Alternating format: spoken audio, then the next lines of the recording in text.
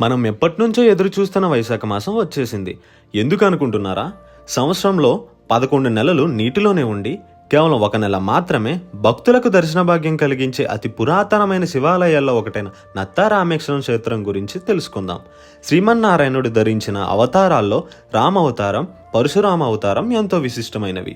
ఈ 2 అవతారాల్లో శ్రీ మహావిష్ణువు ఒకే ప్రదేశంలో 2 శివలింగాలను ప్రతిష్ఠించడం ఒక విశేషం.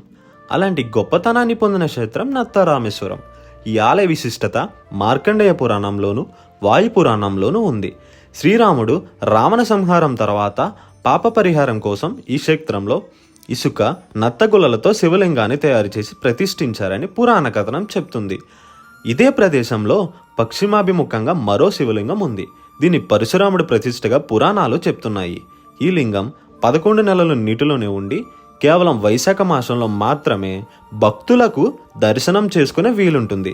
ప్రస్తుతం వైశాఖ మాసం కావడంతో స్వామి భక్తులకు దర్శనమిస్తున్నారు.